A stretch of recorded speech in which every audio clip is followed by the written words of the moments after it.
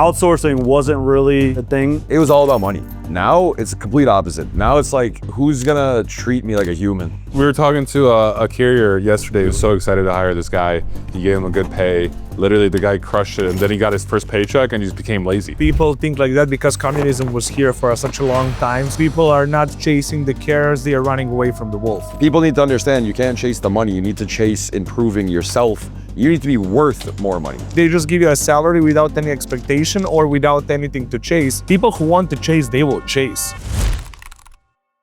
We are in Sarajevo, Bosnia today, and we're sitting down here with Omer from my staffing partner. You may have recognized Omer from our Serbia documentary that we released a year and a half ago. And Omer back then was living in Novi Sad, Serbia. Now he moved back to Bosnia because he's originally from Bosnia. Then he grew up in the United States, got into trucking and logistics, and then he moved to Bosnia. After Bosnia, he went to Serbia, and now he's back in Bosnia. So we're gonna break down a little bit of what's happening from the outsourcing scene here in Bosnia and when it relates to like US logistics. And I'm also here with Samir from I guess GetDrivers.ai. And everyone knows Alex Bates also from the Serbian stuff. But I guess right now I think it'd be best just for us to quickly introduce ourselves, break down what we do. My name is Paul. I am the co-founder of Freight Caviar and Shipper CRM. And we create content for freight brokers and trucking companies in the US. And we're excited to be here in Sarajevo, Bosnia. Omer, thanks for having us. And if you could just quickly introduce yourself as well. Excited to have you guys here. Omer, as Paul introduced me. So I own my staffing partner here in Sarajevo. And then a company called RLSG in the United States, which is the consulting branch of it. My name is Omer Ramusevic. I run Elysium Enterprise, that's a consulting and marketing agency specialized in trucking industry. And then right now we are launching a new software that's called GetDrivers.ai. We are helping recruiters and the owners of a trucking company utilize AI in the best possible way, track, and basically get the whole process of recruiting 10 times faster, cheaper, and more efficient with not using 10 tabs, but to have everything at once. I'm Alex Bates, just ripped 2 Zins. I'm the office manager in recruiting at PGT Northside. We're flatbed brokerage. Also, one of the co-founders of Carrier Defender. We remove false reports. And also, the founder of Asset Base, do some media stuff. Today we're going to be discussing with Omer. We're going to be focused on Omer here and on Bosnia. And I guess, Omer, if you could just tell us about your background. I know you were born in Bosnia and then you relocated to the United States. Give us, a little bit of that information before we dive deeper into logistics. First, let me kick back one question to you. What was your first impression when you came into Bosnia, crossing that border? Crossing the border? Okay, so this is my second time actually in Bosnia. The first time was in 2016, so 9 years ago. But I crossed the border from Croatia to Mostar, and then I took a bus from Mostar to Sarajevo. This time I crossed in from Serbia to Bosnia, and it's just beautiful views. The road, it was like 250 kilometers, which is probably like, 150 miles. But it took like 5 hours just because of the roads are like, through the hills. But it was honestly, it's beautiful. We drove into Sarajevo yesterday, and like you just sense like the history, the Ottoman history here a lot. I was in Istanbul last year, and I honestly felt like it was like a little Istanbul in a way because of the Ottoman past. There's a lot of Austrian influence here too in the architecture. And yeah, they're Austro-Hungarian influence. Like this is a very diverse part, of the world. Like it's got a lot of history. And Alex, as soon as he got into the city, he literally was like, I'm getting an apartment. I'm getting an apartment here, 100%. It's a cool city. It's very amazing unique. city, and it's very diverse. And like you walk around, you have mosques, you have Catholic churches, you have like Orthodox churches, and you can just tell that like even there's also synagogues. There's like the Jewish presence here as well. So I do find it very unique, and I think it's very interesting for sure. Yeah, no, it's definitely touched up on that. It's a melting pot. Everybody's welcome, and I think that's why millions and millions of people just kind of flood here, as you guys saw last night, and towns just packed of every nationality that you can possibly imagine. So A flip phone, a fax machine, and a pager walk into a bar. The bartender says, "What is this, a museum?" Technology moves fast. What was cutting edge 20 years ago is now more nostalgia than necessity. Sure, a flip phone can still make calls just fine, and a fax machine technically works okay. But why settle for fine when you can have better? If your back office technology still relies on email inboxes and manual workflows, it's time for an upgrade courtesy of ePay Manager powered by OTR Solutions. With ePay Manager, you can modernize your processes, streamline invoice audits, and automate payments with proactive workflows that don't rely on those email inboxes. The result? Faster invoicing, stronger security, and 50% lower back office costs. Don't let your business get stuck in the past like that pager you stopped carrying in 1999. Visit epaymanager.com or text ePayFC to 80483 to bring your back office into the modern age. regarding my journey, it's been a long one. I know we touched on it last time a little bit. So stayed in the States about 23 years, 24 years or so. But you were born in Bosnia. Born in Bosnia. We migrated to Germany during the war. We were in Germany, and then with some of the migration programs, we had the option of either staying in Germany or migrating into the United States. We had some cousins in the United States, and they were like, "Come on down, it's great, this and this and that." So we made that leap. In general, for our family, it was really different because we were pretty stable in Germany. We already had a great life and everything. And then going over there, parents had to do entry-level job in factories, things like that. So after about a year, my dad decided with trucking was kind of the only thing that made sense at that point, right? Never sat in a truck before in his life, anything like that. So he started trucking. He was working for like a small little tomato company. Then he went into FedEx, drove doubles, triples, but he was gone for a couple months at a time. And then he drove for Panther Logistics. Then he drove for Dino's, and then a couple more. So he ended up driving about 15 or 16 years or so. That whole time that he drove, I never did anything with logistics, never knew anything about it. Kind of wasn't on my radar at all. So during college, I was working a retail job, and it was just, it was not a fun job. Didn't pay well, didn't do anything. And one of my best friends at that time, he was a mechanic at Freightliner.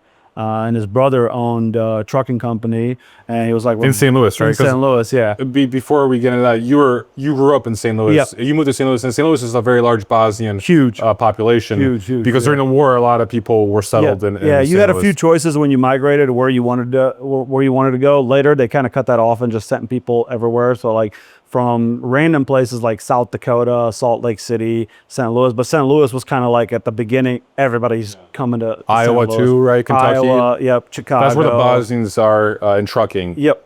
And you see that a lot. Yeah, a lot of in Des Moines, a lot of trucking. One of my really close friends owns Goga Trucking up in Iowa, and he's got a bunch of friends in the business as well.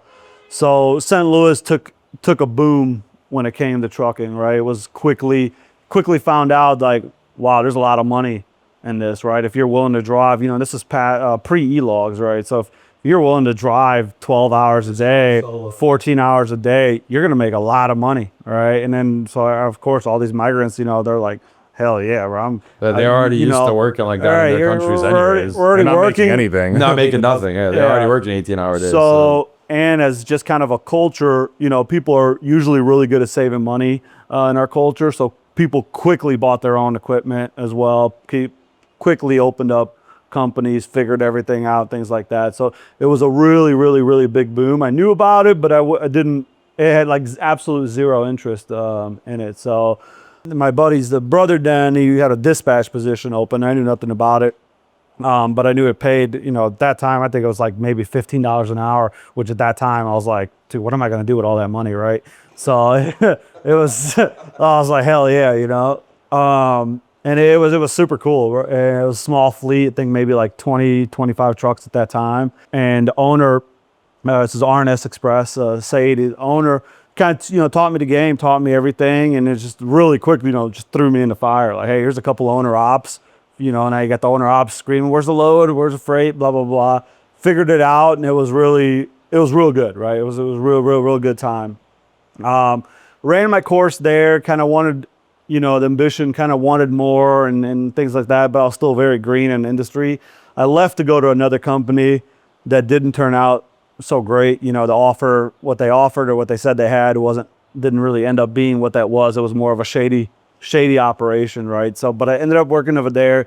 That's when I was kind of more of a senior dispatcher, and I started to throw all my business towards CH Robinson. Like we had a really good rep at CH, and we were doing almost like 70% of our fleet with CH. So they knew me really well, real good. At that time, when I was at that company, was my first time that I was actually thinking about moving back to Bosnia, because my parents were thinking about moving back as well. So I'd left that company, and then I kind of, again, I still wasn't sold on the industry, and I was still going to school. Wanted to kind of maybe do the IT field, maybe political science. I didn't really know. I was young. Explain to me dispatching in America. I mean, obviously, you know, I've been in the outsource scene, and I've been obviously on the dispatch side of things, carrier side of things, and the outsource scene. How is being a dispatcher in America? Like $15 an hour back then. Obviously not a crazy amount of money. What year was that too? Man, that was like what, 14, maybe 15 years ago. Yeah, so like 2010. Yeah. But explain to me how that works, right? Because is it just the same thing? It is the same thing. It was just, outsourcing wasn't really a big thing then.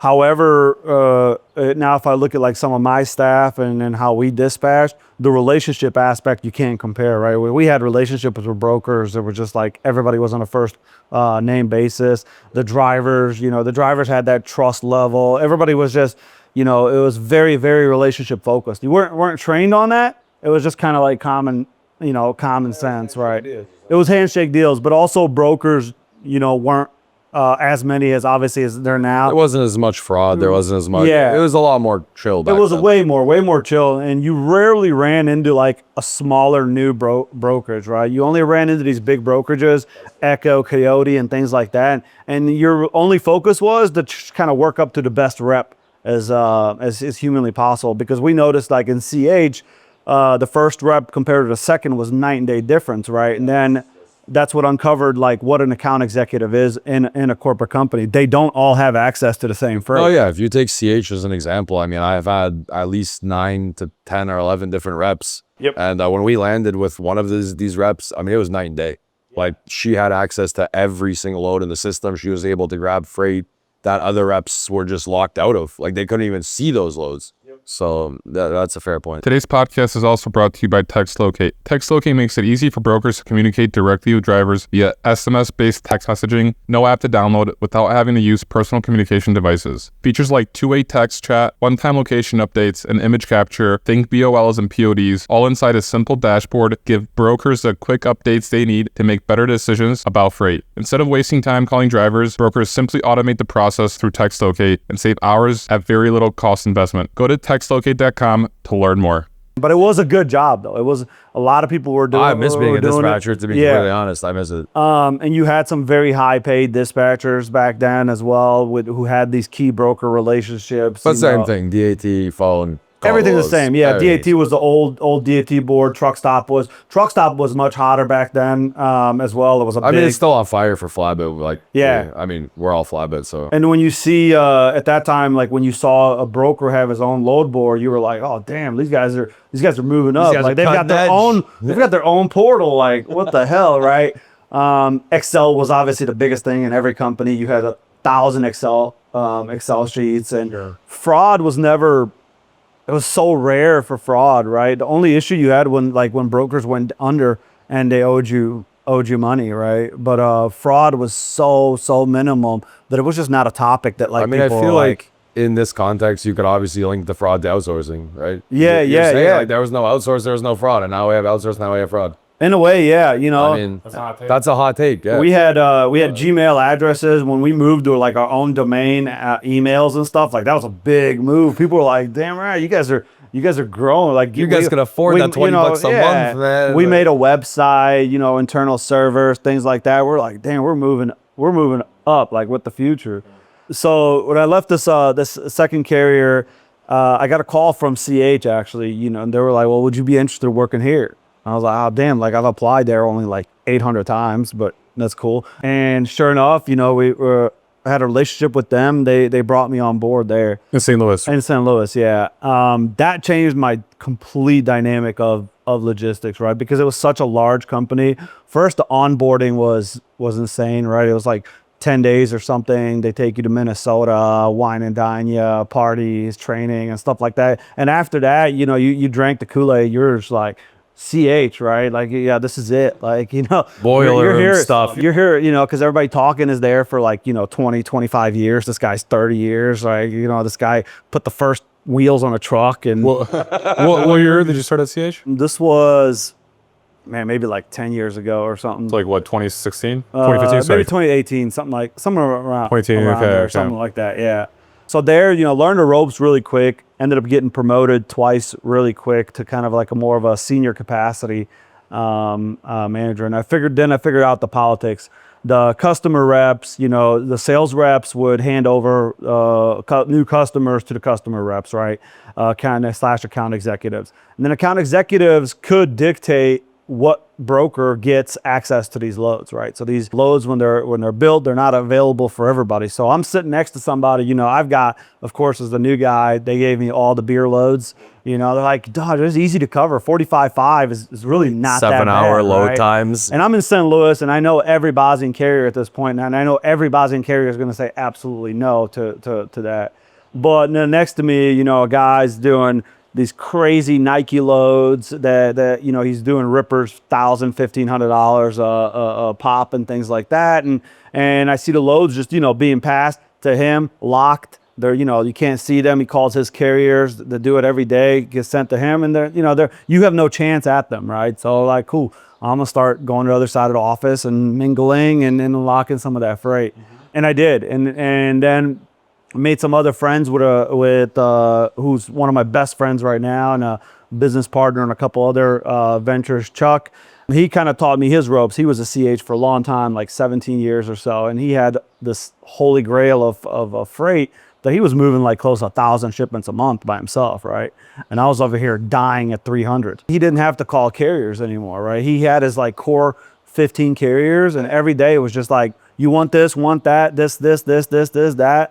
I was like, cool. Funny, because interesting story about that. I'm not going to name the guy, but I just bumped into a CH rep like a couple months back. And he was on the phone with the carrier, and he was like 40 or 30. I thought these guys were talking about like money. And I was like, what is that? He goes, oh yeah, just like 35 rate cons. And just blasted out 35 loads in 2-minute phone call. I was like, holy Christ. Like, I know one guy that worked at CH for like 10 years, and then we worked together for a while. Great guy, super nice, but like very introverted and shy and quiet, customer facing. And what really shocked me with him was like the fact that he crushed it as a customer sales rep, and still crushes it to this day, like absolutely, like, but you would never expect it from him. His personality is so like, you know, just introverted, quiet, like, but he has such good relationships with people, especially after being for 10 years at CH. I don't like, and I think that kind of like taught me, like, I used to think, oh, if you're a sales rep, you have to be like extroverted, you got to be like talking gotta to have people. jokes. If you have experience, if you're in the industry for a while, and like you're at a good company like CH, where like you know like the business, you like, I guess, have good training, you have good network, you literally could be the quietest guy in the room.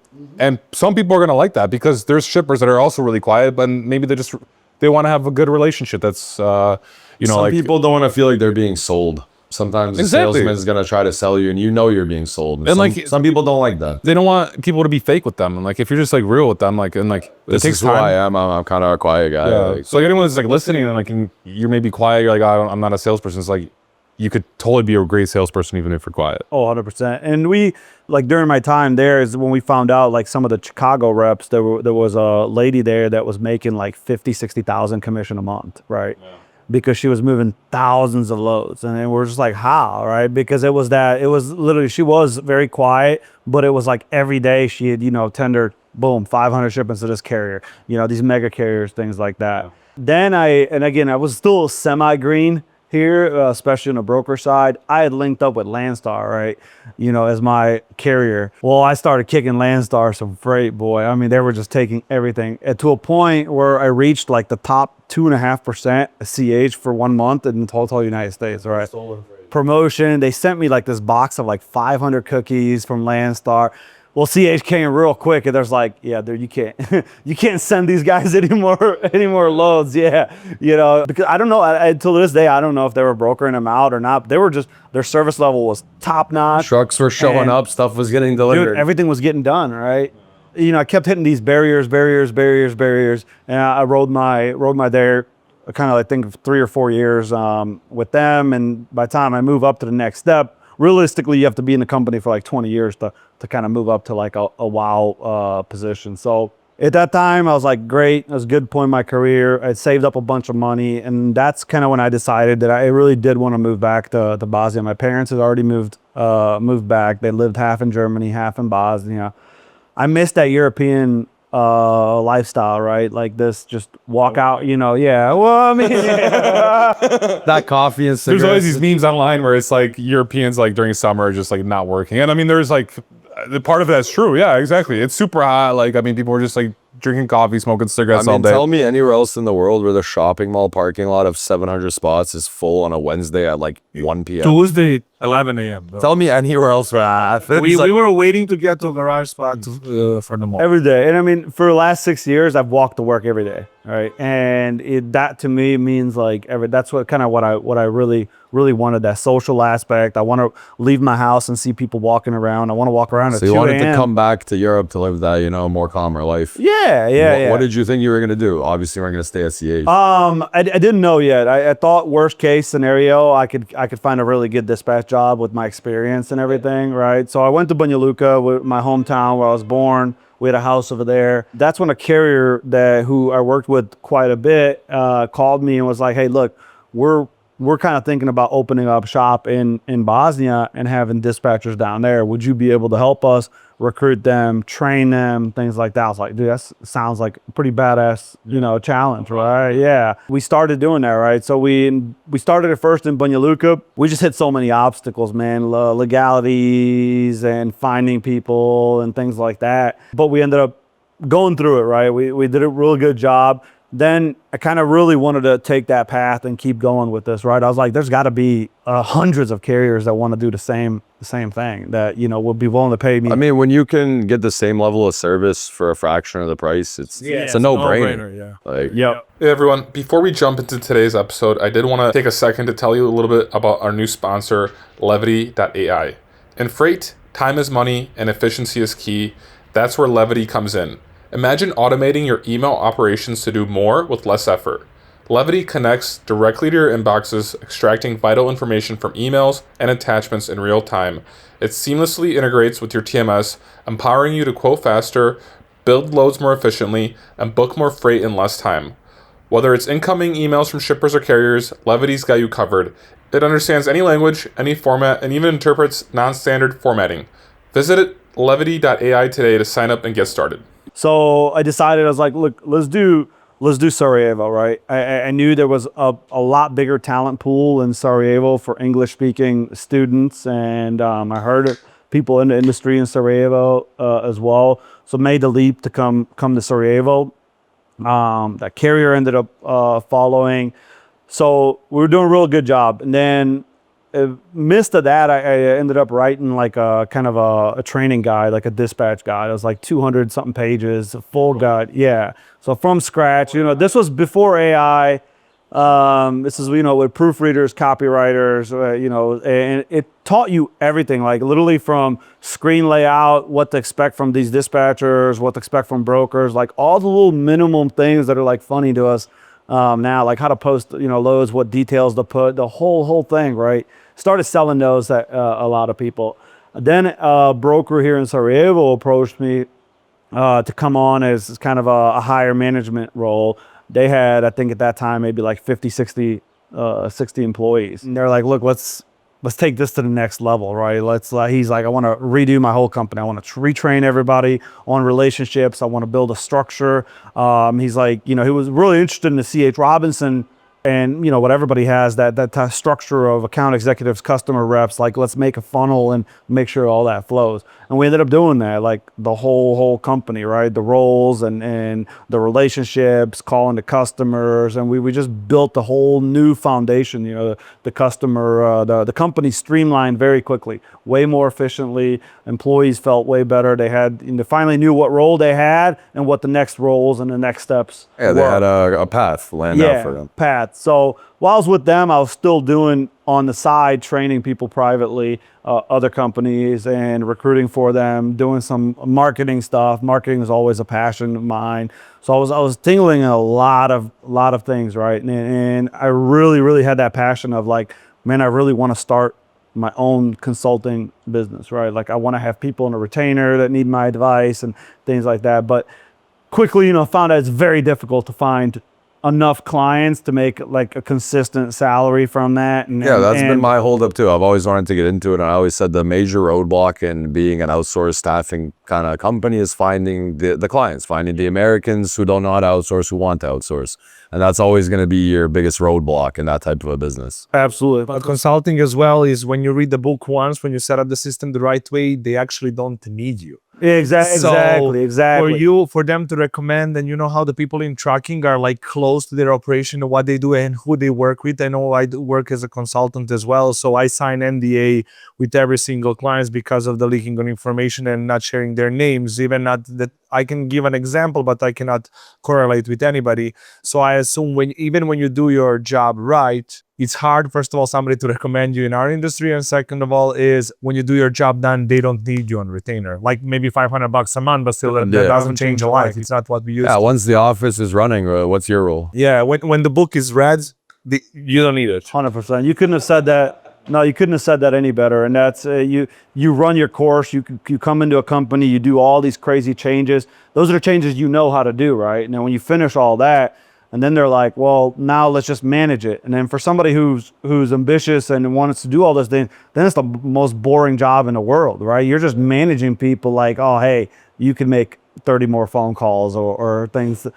like that. Right? You could not give away that $50 on every load. So ran that course, right? It's like, fuck, I did what I'm really good at. Everything else is kind of new to me, right? And I got into the sales aspect, built the sales team at the company, grew that revenue, did all that. And it ran its kind of A natural course, conclusion, right? Yeah. Now in 5-10 years, obviously it would have built more and more. I just didn't have that patience, and I really wanted more. Sure. So I quit there, left that company, and that's what my first attempt of let's just take this consulting thing to the next level, right? 2-3 months later, it was still not enough, right? Like I had a few clients, we were working, but with consulting, things move sometimes very, very slow, right? You're talking to them 1 week, they're taking 2 weeks to get back to you. And it still wasn't enough to keep me busy.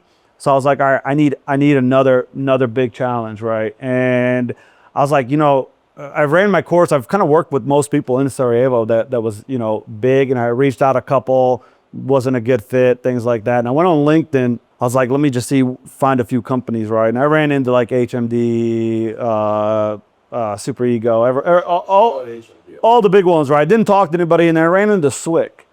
I saw their marketing. It was real good. I asked a few people about them as well. They knew about them. Everything seemed legit. Super legit. Wrote them a LinkedIn message and expected a reply in like 3-4 days like everybody else. They replied in like 5 minutes, right? They're like, oh yeah, we'll talk to you, right? Talked to them, the owner called, and I was like, look, this is what I do, right? Now I'm still kind of pitching more to consulting side. I was like, I'd like to come and see what I can help you out with. And they're like, yeah, well, come to Serbia for 2 weeks. And let's see what we can do. So sure enough, picked up, went to Novi Sad a few days later, went to the company, was just like shocked, right? Their office was phenomenal. The staff was phenomenal. Like everybody was there, kind of from the beginning, grew this thing into like a really big company. It was like maybe 40 employees at that time. And we immediately I saw all the same issues that I saw at the last companies as well, the same kind of thing, right? So once we drew that on paper, what we could do, things like that, they offered me a job. It was like, hey, if you're willing to stay, here's a role. Let's do all these changes, and then we want you to be kind of a director of business development. Let's build a sales team in the United States. Let's build all that out as well. And I was like, cool, I'll take it. I stayed. Literally came back, closed my apartment down here, and went to Novi Sad with them. And then that was a ride for 1.5 years. We just met. So this was maybe 3 years ago Okay. or so. 2022. Yeah. So this was Sarajevo to Novi Sad. Yep. Which is like, I don't know, like probably like what, a 6-hour drive? Yeah, if you wanted to 5, drive? 6 hour But you drive. could fly from Sarajevo to Belgrade just so you don't have to like deal with all like the Yep. the road, the tough road. Yep. So Bro. it was Talking about us like we're on the back. I was on the back. I mean, yeah, sorry, it's not that tough, but like it just like it drags out, dude. We literally we left yesterday like at 1 p.m. We got here at 8 p.m. I mean, I also had 17 smokes along the way, so we had to stop for that every time. That's true. That's Yeah. true. But yeah, so you moved to Novi Sad. Yep. And that was the first time you were living in Serbia. Yeah, first time visiting in Serbia ever. So I'm just wondering if like before you get into like being in Novi Sad, what are like maybe some of the similarities and the differences that you saw between Sarajevo and Novi Sad and just Serbia in general when it comes to outsourcing like logistics? I mean, I think it's very, very, very similar. I mean, it's the same culture, you know, end of the day, still Balkan culture type of people, very similar business models. It's pretty much the same, right? Just like here, everybody's trying to take employees to well-trained people. People are just basically competing with higher salaries to each other. And then now what we're seeing is that shift of people are expanding into different business models, you know, with that outsourcing into IT and whatnot, right? So, but I think honestly, the biggest way to be successful in outsourcing in the Balkan areas as of the past 1 to 2 years hasn't even come down to the salaries anymore. I mean, what I've seen is the culture of the office and the management. I mean, because the management is notoriously aggressive, notoriously toxic. And There's a lot of toxic companies. I feel like a lot of people are taking like lower paid jobs to just not have bad office. Like, I mean, that's that what makes I've sense. seen. You know, right? like I would rather make 'Cause it less used money to and not be have a toxic in environment. the boom, in the 2020 boom, it was all about money. It was like, which company is going to pay me the most money? That's where I'm going to go dispatch. That's where I'm going to go be a carrier sales rep. I want to get paid because at that point, the salaries were so good. That's all people cared about. They could deal with their crappy boss, their crappy manager, their crappy rules, no smoking, 2 smokes a day. They could deal with all of that. There's actually smoke limits in some companies, like dead serious. I mean, it makes sense, dude. Yeah, it does make sense. So like, it was all about money. Now it's a complete opposite. Now it's like, who's gonna treat me like a human? And I don't even care about the money anymore. Because when it's a good market, everybody wants to grab so much money, and that's a one-night stand relationship. Well, I'm gonna be here for 3 months. You give me $300 now because the market is bad, and you need to have that type of community. That's what I think. You need to have a long-term relationship because you don't have the same mentality when you want to go with somebody for a one-night stand that you show completely different. But that's the truth. You show completely different. It's just the guys You always should show making these innuendos. You like you these show assholes. completely different qualities when you want to go. And one thing I want to just like recoup that maybe you don't think it's a big thing, but people right now, they are complaining, oh, there is not enough job, and they're complaining on a partner. So what you did with all of that experience, living in America for 20 years, working for CHO, etc., you didn't have problem texting a company that you did research for. So you find your garden that you want to be, and then you ask, okay, can I get in? And then you drive and you put yourself in front of the company. You didn't post an ad like, hey, hire me. You find where you want to be. You knock on the door open, you see, okay, this is the place for me, and then you stay. You didn't have problem to move in, first of all, from America, then from Sarajevo in that moment, or Banja Luka. So I think a lot of people in trucking, especially in Belgrade and Novi Sad, they don't want to move anywhere. So they're like, I will be here in a bad company, and maybe 45 minutes away, it's like my luck, my garden that I can grow and make something great like you did with Sick. Well, 100%. I mean, every time you talk, you say something better and better that I could have said, but I forget. You're 100%, and I've coached so many people in the industry that how to move up to your career sometimes is not just finding a better paying job. So if you're a dispatcher making 1,500 and you're just chasing 2,000, right? You're not going to be a better dispatcher. You're not going to do much better for your career of hopping that way, right? Like you got to strategically hop companies, and that might require a bigger sacrifice short term. Sometimes it's not even about hopping, man. Honestly, like, I mean, you got to realize you got to develop your skill set. Like you said, it's not about chasing money. It's about becoming a better dispatcher, a better carrier sales, or a better, it's about building your skill set, right? So like when I got into logistics, I took an embarrassing pay. Like I never did logistics. Tell us, come on, be honest. Absolutely embarrassing. It's just us four here. $500 a month on Plus the nose. commission. No. Just I came into Serbia. logistics. So I'm a Canadian, born and raised in Canada. I was a plumber. I made Canadian money. I came out to Serbia. I couldn't be a plumber anymore, language barrier, all this kind of stuff. And when I got into trucking, like as a Canadian, like they told me we'll pay you $500 a month. And my high school football coach told me the most money is stolen with the eyes, which means you can learn and make money with the skills that you're learning. It's not about the paycheck, because I had to get my foot in there. I had to learn the industry. So for me, it wasn't about the $500. I didn't care about the $500. It was the fact that I got all of this knowledge for free.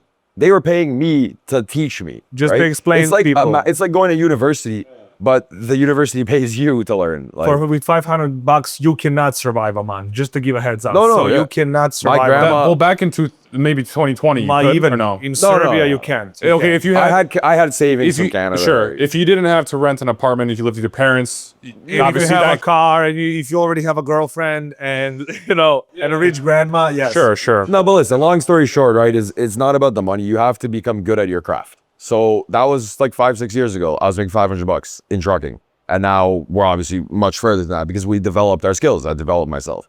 So people need to understand you can't chase the money. You need to chase improving yourself. You need to be worth more money. You can't just ask for more money. That's nice. Patience. It comes down to like patience and People understanding. just look at the dollar amount today. They don't look at where they could be if they learn some stuff. It's an investment. Yeah. Yeah. So, Omer, you moved to Novi Sad.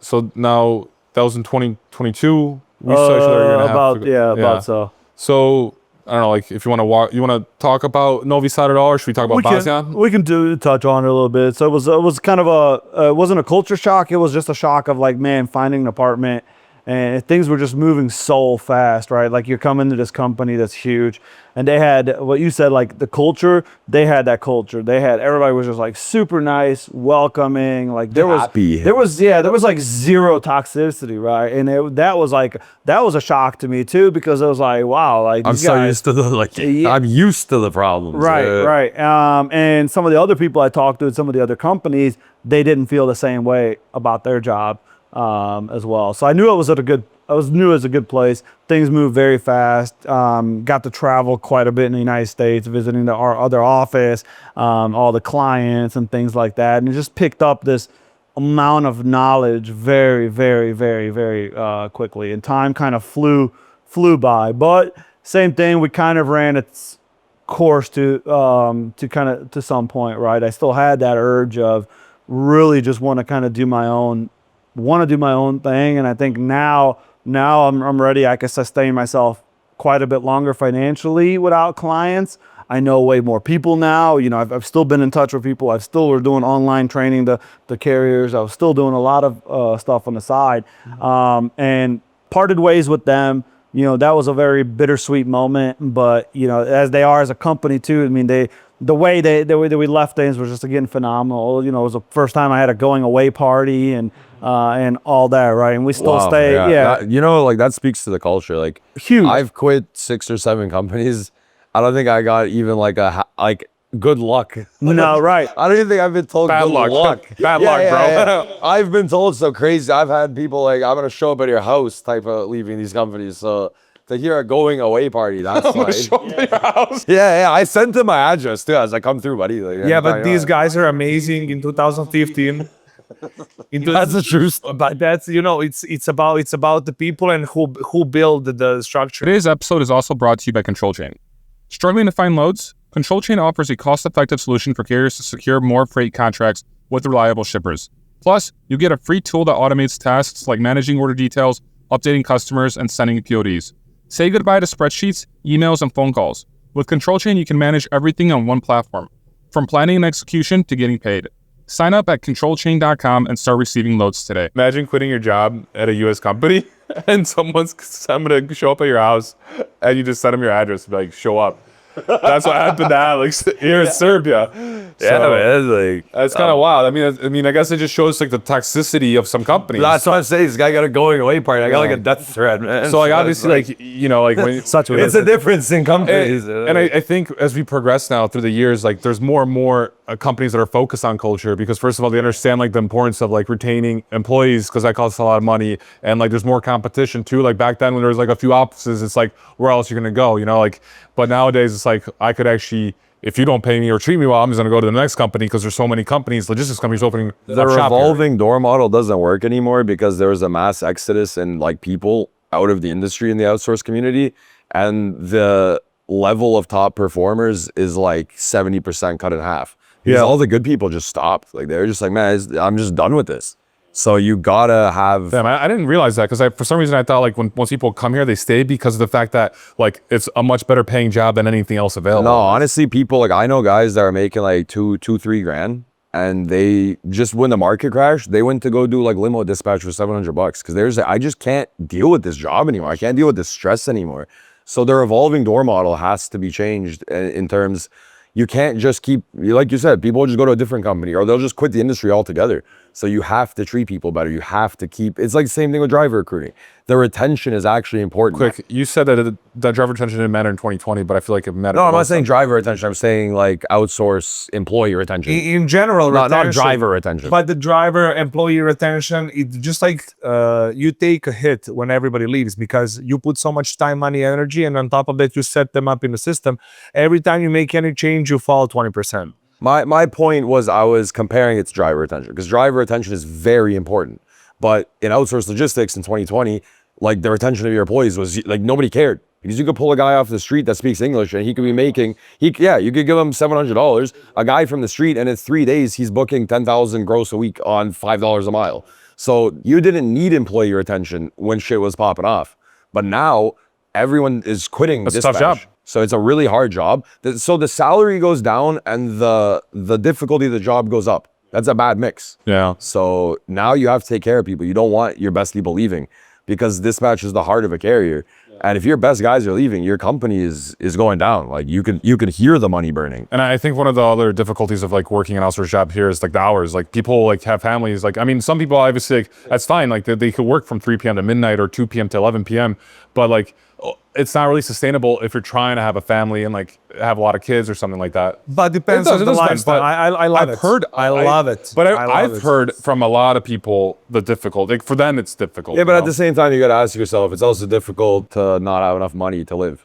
And I it's know, also exactly. difficult to not be able to feed a family. So And what people usually do after 5, they go home, eat, and then lay down and watch TV. You know, if somebody, why I love about outsourcing because they want to move here is because every day you have 2 days. First day is when you wake up, go to gym, chill, eat, spend time with your family. Bank doesn't have you don't have like line in a bank. You can finish everything. And then it's 3 after lunch with a full stomach and chilled, have a coffee, smoke a cigar. Then you sit, you work productively.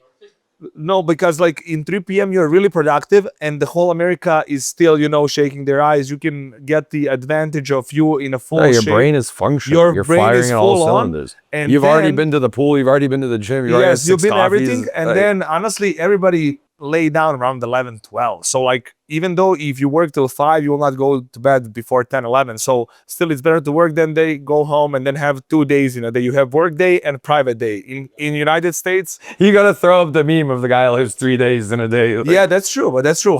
That's how I live in when I'm in the Serbia. I used to work out of Ukraine for an American company, brokerage, and we did outsourcing. I worked from 3 p.m. to midnight. And I loved it back then. I was like 24 to 27. It was the best time. Like I would wake up like at 9, 10 a.m. So no alarm. I would go to the gym, you know, eat a meal and stuff like that. But then like 2 years ago, I was like working, already doing Freight Caviar stuff.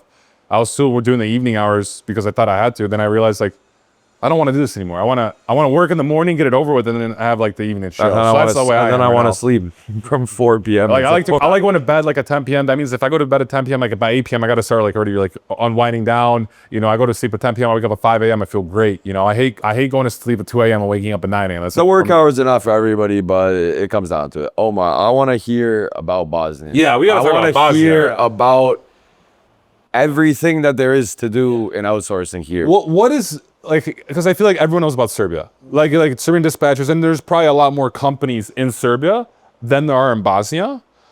However, there is still a large Bosnian trucking community in the States that we kind of touched upon earlier, like St. Louis, Kentucky, Iowa. Like there's, if you look at a last name that ends like an IC in those areas, chances are they're Bosnian, you know, like, and I because I'm Polish and I grew up like, you know, in a Polish American household, I always was looking on Carrier 401 last names, and I knew exactly where they were from the moment I like just looked at their name. And I think that was unique to me because like I would say like a lot of Americans just don't really pay attention to it. Some of course do, but I'm saying typically they don't. I literally knew, like, and I made a map before, like of the U.S. and, like, where people are from, like because like if you look at the United States as a map, These are the people that are gonna quote you $10 a mile. Yeah, So he's wait. mapping. no, I mean, okay, so there's like a breakdown. In Minnesota, there's a lot of Somalians. Yeah, you go to like Chicago. Like Chicago's a melting pot of everything, but mostly Serbian, Polish, Ukrainian, Russian. You go to St. Louis, you go to Iowa, Kentucky, that's mostly Bosnians. And then like it's interesting. I mean, obviously you have the Hispanics that are in like Texas and like maybe California.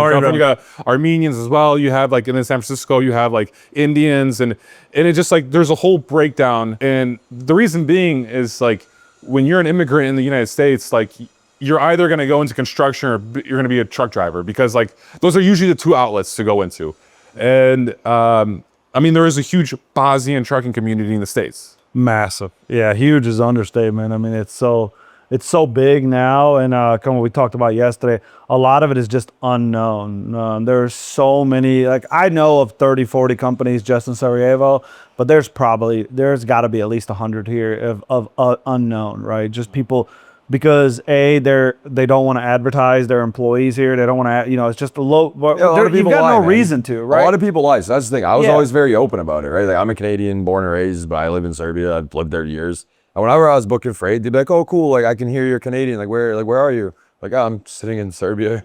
Like I'm not gonna. Why am I gonna With lie some about sheep that? in the background. Yeah. Why am I gonna lie about that? Right? And like I've called companies where like I've literally been to their offices and like I'm trying to book freight with them, and like this guy is like, "I am not in Serbia. I am in the Florida." I'm like, "Bro, I literally know where your office is, bro. Like I don't know what's the point in lying to Zoran third people." left, you know? Yeah, I just don't like. It's not something to be ashamed of, right? Like It's not a you shame shouldn't be thing. I think ashamed it's like an to outsource. anti-poaching thing. That's and it's 100% fact. Almost every company I was with that has kind of promoted me and boosted me, I've been approached by other companies. Hey, especially in Serbia. I mean, Serbia, they literally came to like the hotel I was staying at the beginning and approached me like, "Hey, can you take customers, employees, and come with us? We'll offer you a lot of fucking money." Right? And I'm like, "Dude, no." And they just kept coming. The more I was being posted on their social media and stuff, and people knew that, as American in Serbia, things like that. So it's the same thing kind of here, right? You have, here's a dispatcher that you've trained, that you've built, things 2-3 years, right? You've got them on a great salary to market, everything. And here comes somebody, man, it's like, for me to pay you $300 more, I don't have to do anything. I don't have to train you or anything like that. That's a no-brainer. All right, so why not just do that? Why not just go to company and say, "Well, you got 8 years experience. There you go. You got 6 years. Come on down. You do sales. Come on down." Right, and that's what people started doing here very, very aggressively. But you in know the where last I few always years. find that to be an issue too, right? So like our office specifically, we're up to like 16, 17 people outsourced, and we overpay and we treat people amazing, and they don't have a reason to leave, right? And I think companies need to understand that if you're not gonna treat your people, if you're not gonna ever give them a raise, if you're not ever gonna financially incentivize them to stay, they're gonna look around. Yeah, but you So- have to, like, with every company. And that's a fine line. I'm not saying just start overpaying everyone. Everybody's gonna respect you. But at the same time, if you're leaving people, 1 to 2 to 3 years on the same pay levels, and they're maybe asking you and you're saying no, what can you expect? One of the key issues that I deal with in the consulting side, my number one thing is overpaid employees. Is companies That's an issue. Very big issue, right? Here's why. Companies experience growth fast, right? You need to staff up, you need experience, good people, or maybe retention. You just start throwing out paper because realistically, it's to say $100, $200 difference in payroll is really not that big of a deal. That turns into 300, 500, right? And then market shifts, business shifts, things like that. It happens every single company, right? Every company I've been at. Now you have all these very well overpaid people. Business has plummeted. You have two options, right? Let them go or try to build out a different business model that makes sense, because you have dispatchers now that are paid $3,000 when thing was crazy and $3,000 was a joke, right?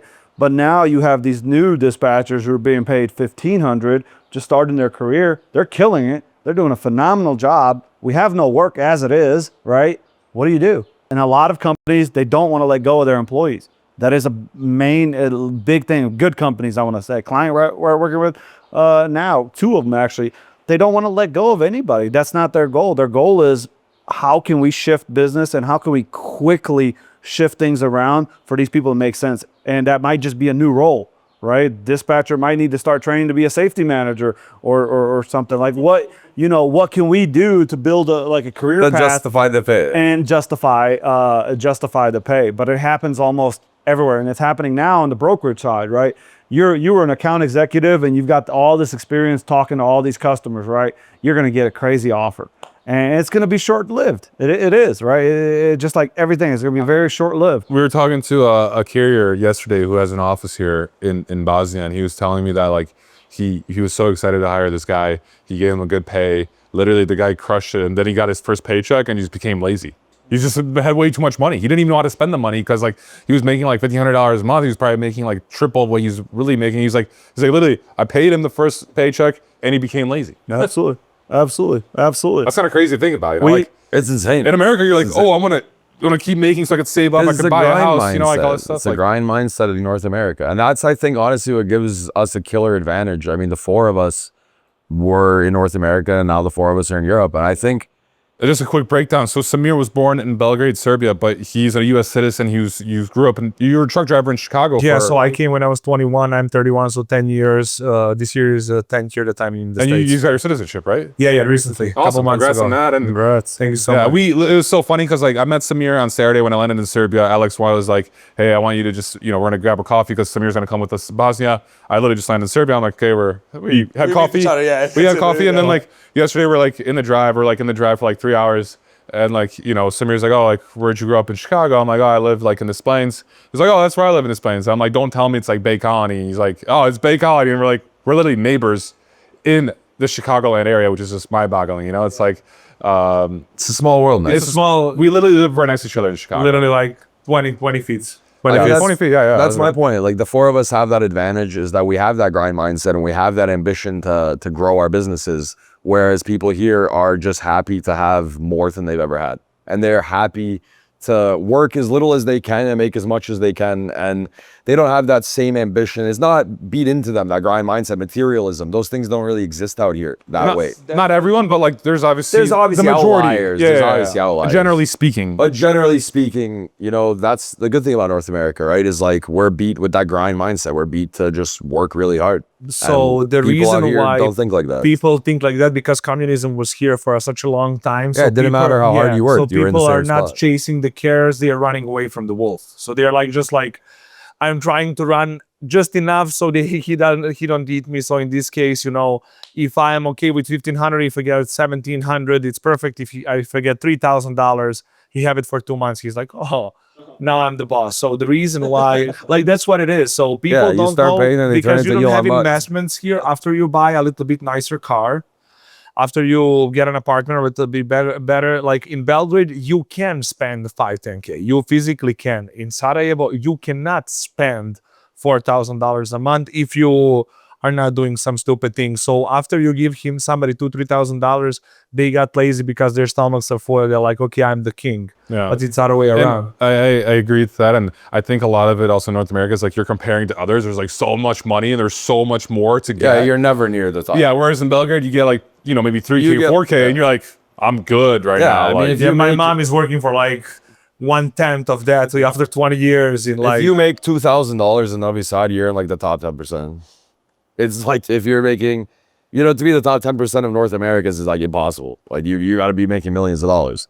So it's really easy to feel content with what you make here. what we see in Sarajevo here, let's go back to that everybody speaks English. There is a lot of tourists. I think it's like really common in this type of the world that you have people from Turkey, people from all other parts of the world already speaks English. And you told to me there is a big community of people that finishes college and young people searching for jobs. So how hard is for them culturally wise to get hired by an entrepreneur like you, not to go the safe route like government job or something like that? That's pretty common here. I mean, everything's very difficult here to find a good job, right? It's still kind of old school, still connection based, right? Somebody that knows somebody is going to always get the upper hand. And what has happened is that shift of very high talented people, doctors, lawyers, whatever, have started getting opportunities outside Austria, Germany, United States, things like that, right? A lot of the talent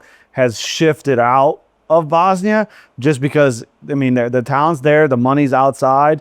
So that's kind of been happening. But now with the outsourcing being so big, starting to be like really, really so big, some of those opportunities are coming back here, right? Because a lot of people, let me step back one thing. What's happening, what I'm noticing, at least in Bosnia here now, a lot of people that have spent in the, let's say, United States last 20, 25 years, right? They're ready to move back home. A lot of them. Yeah. That means they've got a paid off house. They've got money saved. You know, they've lived that great life. They're selling their house that they bought for $100,000. they sell their house for $1 million. $400,000, million, whatever. A bunch of Canadians doing that too. Yeah, everybody. So they're coming here with a ton of money. Yep. Right? With an American lifestyle. They want to build a nice house. They want to get nice cars. They want to spend money, but they're living way above standard than here. Right now, we're seeing a huge shift of that now. With that, though, when you have people coming in with money, then you need more services, right? Better goods, better things. And some of those people are still have their business in the United States, but now really want to invest down. And now they're here, right?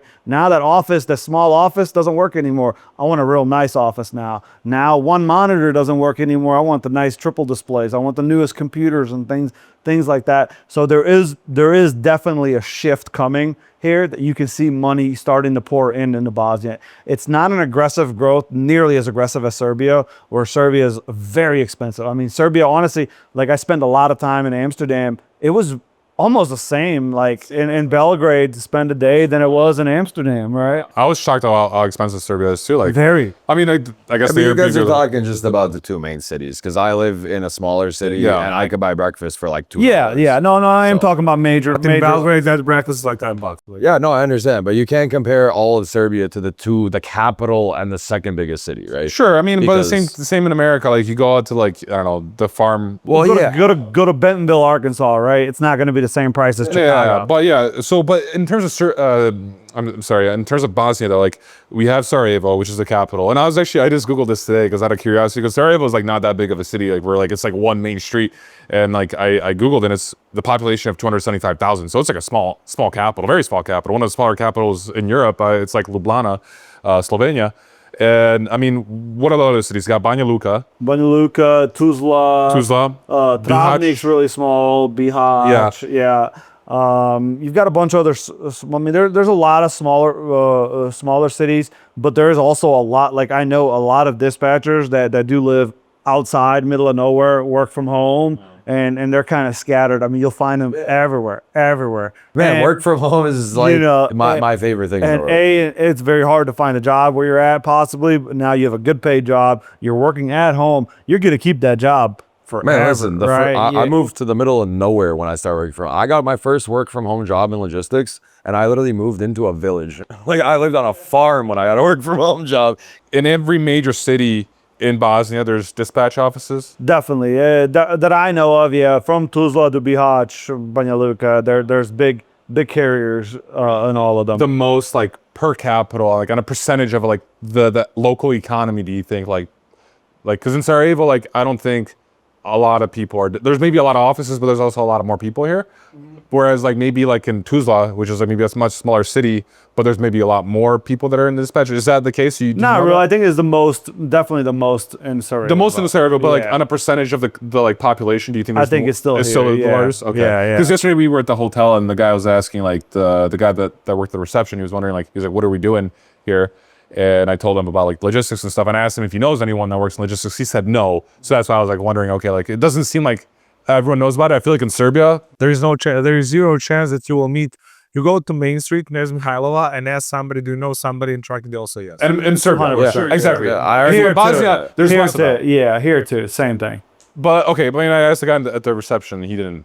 he said Okay, no. that's one guy. I know it's one guy. That's 10 people. Like, We should actually ask them. We should We actually should. ask. We should Ask go on the some street. people here in the Yeah. street. Yeah, No, I mean, you know how many times We'll do I that. told this story on the last podcast? Like, you get into a taxi in Serbia. I don't speak very great Serbian. So the guy's like, oh, like, cool, where are you from? What do you do? I'm like, oh, I just work in, like, American truck. He's like, oh, like, my friend works in that. Like, oh, talking you're to- rich. You're talking to a 60-year-old man who doesn't speak English, and he knows what American trucking is in Serbia. So I figure it's probably the same here. Yeah. Somebody knows somebody that does that job. Absolutely, absolutely. It's just, back to like how many people here, it's almost impossible to put a number on it because they're all hidden behind either a staffing service or something of that nature that doesn't ever market what they actually staff only only for. What's like the average pay, like, I guess, in Bosnia, like for like a dispatcher? Like maybe like does it change in Sarajevo compared to Tuzla, like a smaller city? It's similar. It's not too much. Yeah. I mean, I would say anywhere from like 1,200 BAM to 1,800 BAM, you'll find a lot of 1,200 BAM is what, 600 euros? about 600 euros or so. Per month? Yeah. You could get a dispatcher for 600 euros? Yeah, definitely. Really? Definitely, Are you serious? Yeah. Some Because of like the in Serbia, like It starts at So like some for of the- somebody good, it starts at 15. Like $1,500 per month. Dollars per month. Yeah, I think I know it's probably this. some of the really good dispatchers, like you would say somebody with 5 years or more experience, some are very good. You're going to be at like 2,500 BAM, maybe some to 3,000, but that's kind So of that's $1,500 reaching- just to translate to about $1,500 now. Now, if you work from home, that pay fluctuate it's quite a bit different, right? You get paid more, but you get paid through Western Union. You don't have pension. You don't have that's benefits. cheap, man. That's cheap. Yeah, That's So- like 1099, not the W2. Right. Basically, Yeah. Thursday. Yeah. But you can't do anything here with in the bank with it, right? It's dirty money. Let's say it's kind of dirty money, right? It's just, yeah, it's not, in the sense, you're not paying income. taxes on it. Yeah, you're not paying taxes on it, so you can't go get a loan. You can't do much about it. It's not stable, things like that. So it is all over the place. Now it's starting to stabilize more here. Like, say if it's your first 5 years of your career, if you have a job for like 1,500 BAM, you're on a really good path then to grow. Wow. To grow further, right? So, but I the mean- cost of living is cheaper. Everything is quite a bit cheaper. Yeah, but you know? were telling me yesterday, man. I mean, like an apartment is like 400 euro. Yeah, in the city. To rent. Yeah, but if you move out of the city just like a little bit, 5 minutes that way, 5 minutes that way, or move 5 minutes that way, you can find apartments for 300, 250 euros. Yeah, that but are still, really man. nice. I mean, 250 euro at 750 a month pay is like insane. 500, yeah. But, people live in two. The thing is, obviously also a lot of people that grew up here have parents live with Well, yeah, I mean, with but to put it parents into and- perspective, right? Like a dispatcher in Serbia makes around like a middle, like an average dispatcher, let's say makes 1,500 a month, and their rent is 300. No, So- rent where? In Serbia? Well, it depends. Belgrade and Novi Sad. Man, I pay 400. You keep going off Belgrade. But man. in Let's Novi forget- Sad, let's you won't- forget about Belgrade. for a Yeah, second. Novi Sad, you won't find anything You for can 300.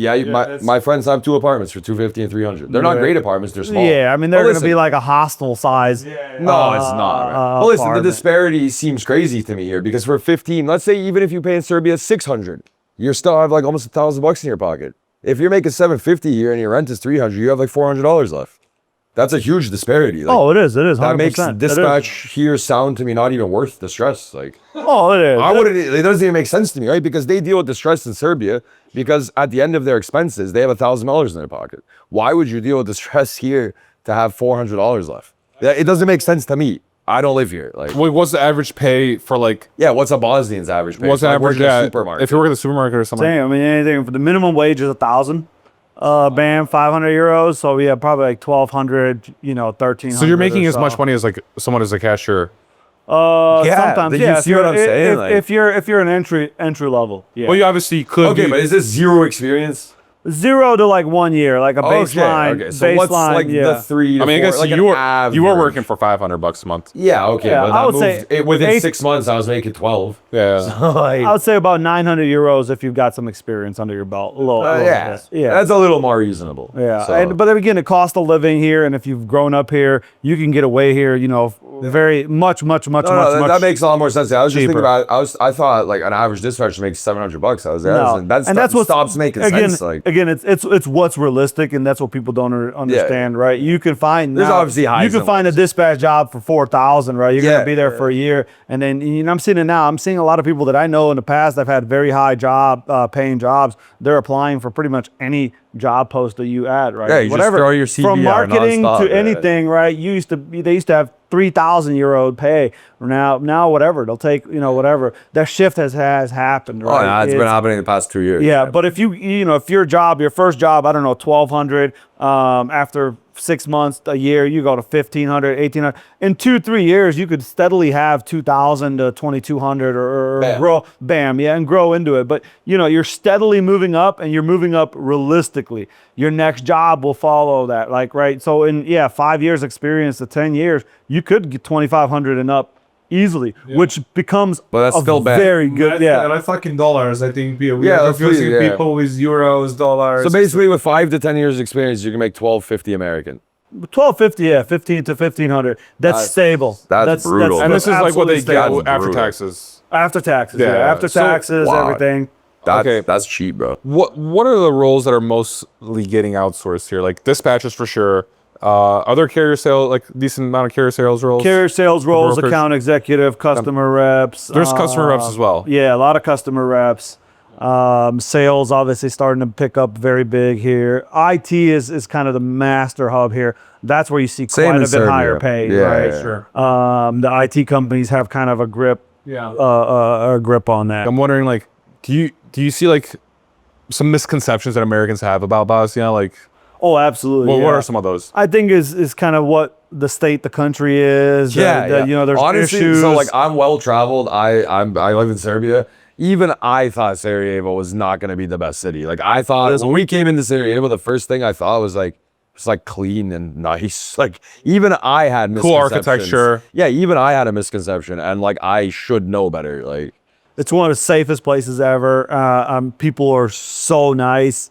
And I mean, it's a super city to be in. Yeah. Nightlife is great. Everything's great. Everything Got to it. raise a family here, like everything is just very, very great. Besides that, That's about, I mean, just how beautiful, like he said, how beautiful it is. There is, you know, one of the bigger American embassies is here. There's a lot of American presence here as well. And then with that, like we saw at dinner last night, there's a lot of American yeah, people we here. bumped into some people A from lot. California. Yeah, just Right. like visiting Because they're around. starting to find out like how easy it is to travel through this country. Like it's so nice, so Yeah, friendly, like and the it's, Balkans welcome tourists. They welcome Everybody. Americans. Everybody. They welcome Yeah. everybody. Like I think people think it's not safe in the Balkans. I think it's the biggest misconception of It's the North news. Americans. It's the news. I and- think they think that coming to Serbia or Bosnia or Albania is dangerous. And I feel safer here than I ever did in Toronto the last few years I was there. safer than what's in Europe too. So- I mean, look, it's St. Louis. You cannot walk downtown alone There's at no 1, chance 2 in a.m. Chicago. Right? Chicago, forget Chinac, it. you Yeah, know. we're go 1 a.m. walk in Chicago downtown by yourself. Here, dude, 3, 4 a.m. Walk all Anywhere you want. You I can mean, be a woman walking down the street 3 a.m. yeah. You never have to think. No, 100%. The crime is almost non-existent. I think the crime here involves the people that are doing things that they shouldn't be doing. Like the crime here happens behind closed doors, and the only way you'll ever be exposed to the crime in these areas is if you know why, right? Like you have to be doing things that you shouldn't be doing to even bump into stuff like that. And I think it's not open in the streets. Like one thing that people don't know, especially from America, I think they know, but the need and the want for somebody with that Western culture to come from corporate America here, your value is very high. Corporations here will pay big money for you to come and bring that American corporation mentality, Mindset, the culture. that mindset, the culture, and like we talked about a second ago, building these roadmaps for employees. A lot of companies here don't have that. They'll give you your pay, whatever it is. It could be 2,000, 3,000 band. Sit there, do your job for the next 10 years, and we're not even going to talk, right? So now if you build these roadmaps, you tell somebody, okay, yeah, you're 1,200 BAM, right? We hire a lot of people at 1,200 BAM. And I tell them in 3 months, it's 1,500, right? Dude, I'm gonna This start is your quoting roadmap. people BAM. I'm gonna be like, I'm gonna pay you 1,200 BAM. Because it I love sounds like a band, you know, like it's like $1 million. Bam, bam, dude. So what we talked recently, it was not recording. So basically, when you have a clear path where you're going, and like, okay, when you have a 10 trucks, you're gonna have this, and when you have 15, you're gonna have this, and then if you can cover, if you bring this type of load, you'll have this. So the whole SOPs and how you set up the structure just give people also the carrot to chase. If somebody is really good, incentive, if somebody is really good, do you know how they say, show me the incentive, I will show you the result. If they just give you a salary without any expectation or without anything to chase, people who want to chase, they will chase. So they will break the records and everything else. They can be examples, and then you will know who will be the lead manager, and et cetera, et cetera. You can make a tree out of it, you know, just like a leader. Exactly what I do, and that retention ends up retention almost 100%. Why? Because you've built me this roadmap, and now I've come halfway through. Man, I'm not gonna leave for like $100 more somewhere else. Like I'm on my way to get something way more in that role that I want, that management experience, the supervisor experience. I'm doing all that, and that's what we do here with like all of our employees. Is in a year you will not be in the same position and the same pay. I guarantee you. 2 years your career will change drastically as well. And to add to that is the fact that a lot of people quit companies because they're promised these things, and then the day comes and the companies don't honor it. Nowhere to be. They say, okay, in 6 months from now, on February 1st, you're gonna make $300 more. February 1st comes, you wait. February 2nd comes, February 3rd. On February 4th, you're like, where's my money? And they're like, oh, yeah, like another month. And then you're like, get out of here, man. Yeah, because that's a time-wise results, but it's supposed to be manual result-driven incentives. If you have a result-driven, you can get it in January, I assume, or March. But if it's a time-wise, you're just waiting and not progressing towards it. I think that's A lot of something people that don't also honor their agreements in the Balkans, man. Overall, like if people or someone's listening right now and like, damn, I kind of want to talk to Omer. Maybe I want to have a Bosnian like rep or like have an office out here. What's the best way to reach out to you? Email, so omer@ramusevicSales.com. You can find me on LinkedIn, Omer Ramusevic. Yeah, you could definitely for sure know how to spell that without I was having gonna say, he spells out his first name, Omer. I think if you type and he's in like, Omer, We'll put it out. We'll put it out. You'll find it. Yeah, we'll put some. You can find me there everywhere, but definitely anybody that's looking to expand into outsourcing. So either if you want me to manage your staff in one of our offices, or if you want me to open up your own office for yourself, get your own staff, structure them, do these roadmaps, retention, whatever you need with in Bosnia or in Serbia, I'm your guy. How much BAM do you charge? I was gonna say, you need to slide him a couple BAMs. Give us some BAM and BAM, you have an office here. BAM, thank What you, does ma'am. BAM stand for? Bosnian? Huh? What does BAM stand for? Bosnian? Something convertible mark. I don't even know. Okay. Bam! Bam!